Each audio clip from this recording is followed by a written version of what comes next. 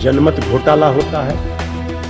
ये नहीं होना चाहिए और जनता का अपार प्यार और समर्थन नेता प्रतिपक्ष तेजस्वी यादव जी के साथ है और हम होंगे कामयाब। एक दिन जनता का जनादेश का असर दिखेगा बिहार में।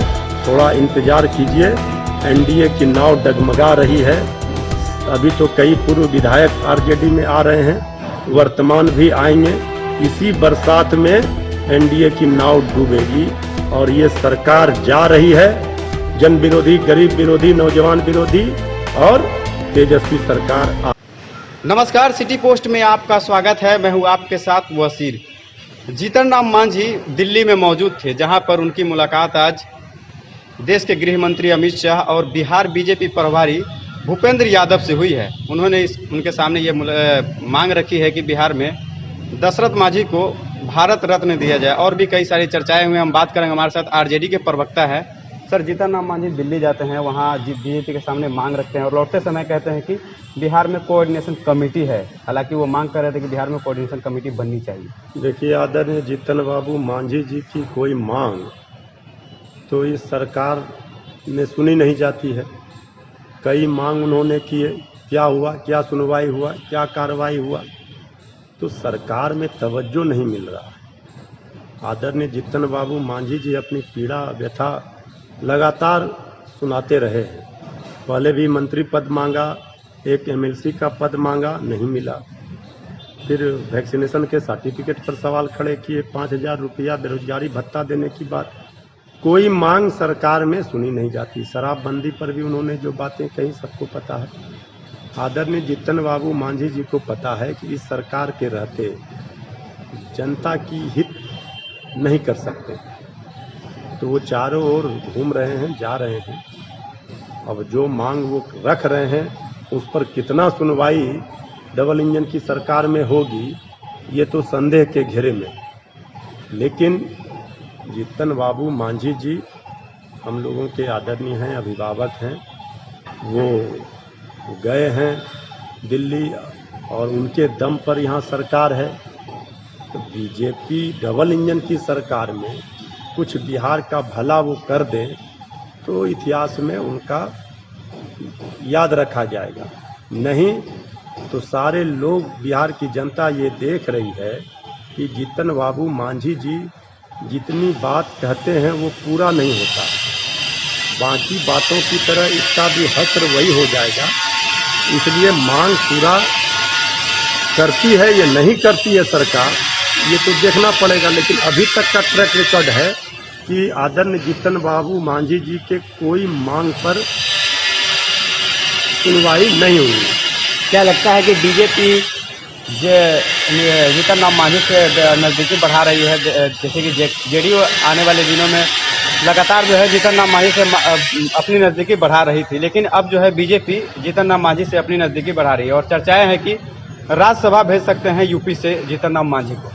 देखिए, हमारी मंगल कामना है अगर उनको भेज दें, लेकिन ये लोग कुछ नहीं भेजेंगे और न बीजेपी वाले कुछ करेंगे। ये झांसे में फंसा करके आदरणीय मांझी जी की राजनीति ही समाप्त कर देंगे। आज एक एमएलसी का पद महामहिम राज्यपाल के कोटे से तो बीजेपी ने दिया नहीं जेडीयू ने, अब उनको राज्यसभा क्या देगी? अगर देती है हमारी शुभकामना है, लेकिन ये सब लॉलीपॉप दिखा करके ही भाजपा वाले लोगों को, छोटी छोटी पार्टियों को बर्बाद करते हैं। और जो उनके झांसे में फंसते हैं, देश की जनता को अच्छे दिन का सपना दिखा दिया, वोट ले लिया, आज बुरे दिन जनता के ऊपर लाद दिया। तो इसीलिए जीतन बाबू मांझी जी अनुभवी राजनेता है। आदरणीय जीतन बाबू मांझी जी को भाजपा का चाल, चरित्र, चेहरा बखूबी पता है। वो एक बार छोड़कर हम लोगों के साथ भी आए थे, क्यों आए थे सबको पता है। और फिर वो कहीं न कहीं एक दिन जरूर उनको ये एहसास होगा, आभास होगा कि ये सरकार जन विरोधी सरकार है। इस सरकार में गरीबों, वंचितों, शोषितों, दलितों, पीड़ितों के हक की बात नहीं हो सकती है। मांझी जी ने कल एक बयान दिया था और कहा था कि नीतीश कुमार को मुख्यमंत्री नहीं बनने के लिए बहुत सारे लोगों ने षड्यंत्र रचा था। कहीं ना कहीं इशारों में उन्होंने भाजपा पर निशाना साधा था और लोजपा का नाम लेकर के। तो क्या लगता है कि जीतन राम देखिए, अब मांझी जीतन बाबू मांझी जी अनुभवी राजनेता हैं। अब उनको किस स्रोत से ये पता चला? हम लोगों को तो पता है कि बिहार की जनता ने ही संकल्प लिया था, ठान लिया था कि सरकार को बदलना है। अब इसमें साजिश और षड्यंत्र, क्योंकि वो जिस घटक दल में है वहाँ ही ज़्यादा एक दूसरे पर साजिश और षड्यंत्र किया जाता है। बीजेपी ने अरुणाचल में जेडीयू के विधायकों को तोड़ लिया, एलजेपी के 5 सांसदों को अलग करा दिया। ये सब खेल एनडीए में होता है, उनको ज़्यादा अनुभव होगा। हम लोगों को ये पता है कि बिहार की 12 करोड़ जनता ने संकल्प लिया था और अपना जनादेश भी दिया था बदलाव के लिए, लेकिन शासनादेश से जनादेश को बदल दिया गया। एक आखिरी सवाल है, क्या लगता है कि जेडीयू के मेवालाल चौधरी की मौत पहले ही हो गई थी कोरोना के कारण, अब जो है उनके एक और विधायक की मौत हो गई है, लगातार सदन में संख्या घट रही है, इससे कुछ फर्क पड़ेगा बिहार की राजनीति में? फर्क का क्या सवाल है, ये बहुत ही दुखद घटना है। हम लोग मर्माहत हैं।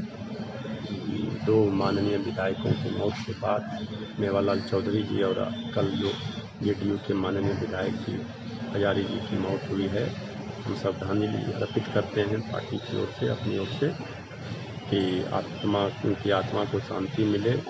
और ये दुखद घटना है, लेकिन जिस तरह से 2-2 विधायकों को तोड़ करके जेडीयू ने अपनी संख्या 43 से 45 की थी, फिर 43 पर आ गई। ये घटना, दुर्घटना जो भी हो, लेकिन कहा जाता है जैसी करनी वैसी भरनी। आप अनैतिक कार्य करके आप संख्या बल बढ़ाने का प्रयास करते हैं। ये लोकतंत्र लोक लाज से चलती है, और लोकतंत्र में इस तरह का जोड़ तोड़, खरीद फरोख्त की राजनीति से अब जनता भी ऊब चुकी है। जनता जनादेश किसे देती है, जनमत किसे प्राप्त होता है, लेकिन जनमत घोटाला होता है।